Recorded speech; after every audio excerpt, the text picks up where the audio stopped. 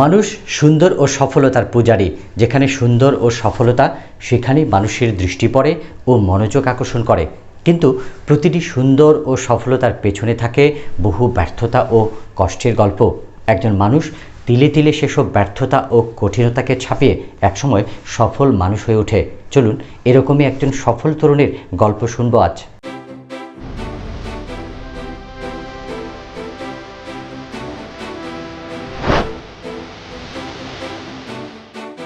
মীর মেহেদি তখন north south বিশ্ববিদ্যালয়ে বিবিএতে পড়েন। পড়াশোনার পাশাপাশি গ্রামীণ ফোনের কল সেন্টারে খণ্ডকালীন চাকরি আর টিউশনি করেন।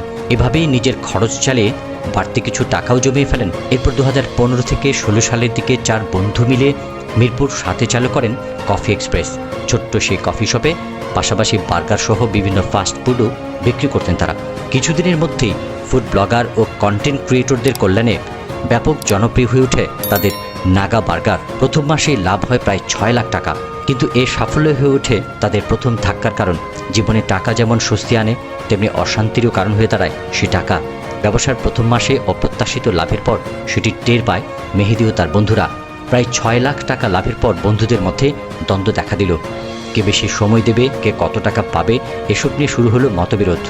এক পর্যায়ে নিজেকে প্রতারিত মনে হয়, সেখান থেকে বেরিয়ে গেলেন মেহেদি। তারপর নতুন করে শুরু করেন প্যারি পাস্তা।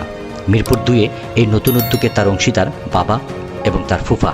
সামাজিক যোগাযোগ মাধ্যমে তৈরি হওয়া আগের যোগাযোগ কাজে লাগান তিনি।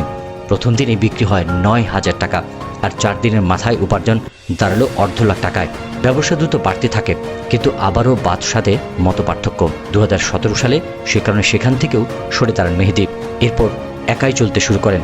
এরপর আসে তার জীবনের সবচেয়ে চ্যালেঞ্জিং ও গুরুত্বপূর্ণ উদ্যোগ, পিৎজা বার।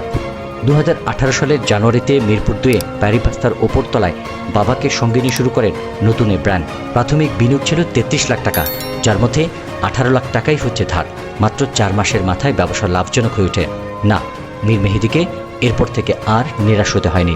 মিরপুরের একটি আউটলেট থেকে শুরু করে এখন ঢাকায় 12টি, আর ঢাকার বাইরে চট্টগ্রাম, নারায়ণগঞ্জ, কুমিল্লা, রাজশাহী, ফেনী, খুলনা, ময়মনসিংহ, বরিশাল ও নোয়াখালীতে মোট 22টি আউটলেটে বিস্তৃত হয়েছে পিৎজা বার। এই প্রতিষ্ঠানে বর্তমানে কাজ করেন অন্তত 1000 মানুষ, যাদের বড় একটি অংশই তরুণ ও শিক্ষার্থী। প্রতিদিন বিক্রি হয় 4000-এর বেশি পিস পিৎজা, সঙ্গে রয়েছে বার্গার সহ অন্যান্য খাবারও। প্রিয় দর্শক, আপনাদেরও ছোট্ট ছোট্ট উদ্যোগ ডানা মেলুক সাফল্যের চূড়ায়, এই কামনায় আজকের মতো এখানে বিদায়।